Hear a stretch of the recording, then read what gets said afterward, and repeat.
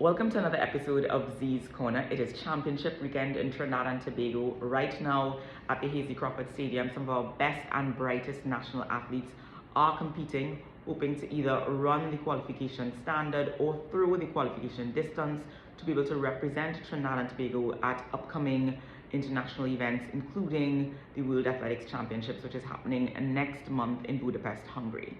If you're a track and field girly like me and you've been following the press, you know that right now UK athletics is in a little bit of a spot of bother with their own national athletes because they feel that UK athletics selection policy in terms of who they will be taking to the World Athletics Championships in Hungary is too strict.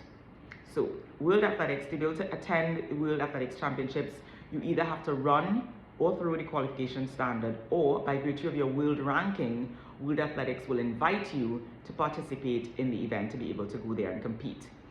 What UK Athletics has said to their athletes is, we don't care if World Athletics has invited you. If you have not run or thrown the qualification standard, we are not taking you. You are not going, because we do not think you are going to make the final or you are going to medal. And the aim of their selection policy, which is, in the words of some of their own executives, ruthless, is to optimize the chance for medal success. Yes, the athletes are upset because for many of them, they see it as either blocking their ability to earn a living because you're denying them competition, you're denying them international exposure, and of course, athletes train to peak at certain times. So if you don't run the qualification standard, you still, once you're at the event, anything can happen on race day. You might make the final still because you might run the standard there. But UK Athletics is saying, we don't care, we're not taking you. I think in Trinidad and Tobago, we have the opposite problem, right?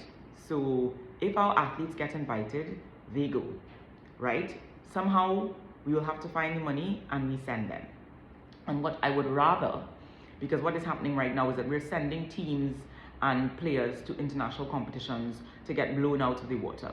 And it really pains me because I think we don't have the resources to sustain the boiling the ocean approach of sending every team and every athlete that wants to represent Trinidad and Tobago in the sport of their choosing.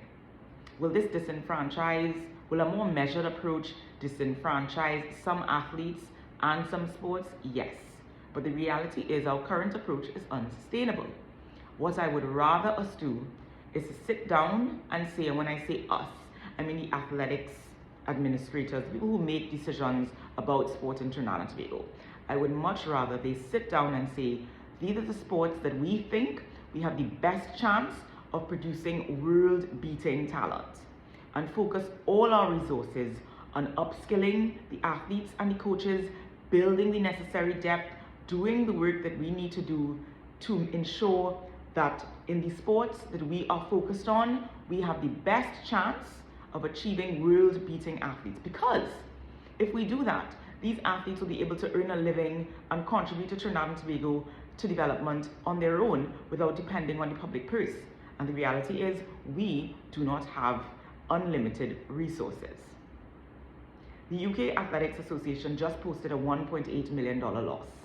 The committee has said their decision to make the team smaller by having this really strict selection policy is not about money.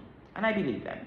Probably not about money, but they have a very, very, very clear focus on ensuring that their sports are meeting particular KPIs, and not just in athletics, but in other sports, and it's not just the UK, it's around the world.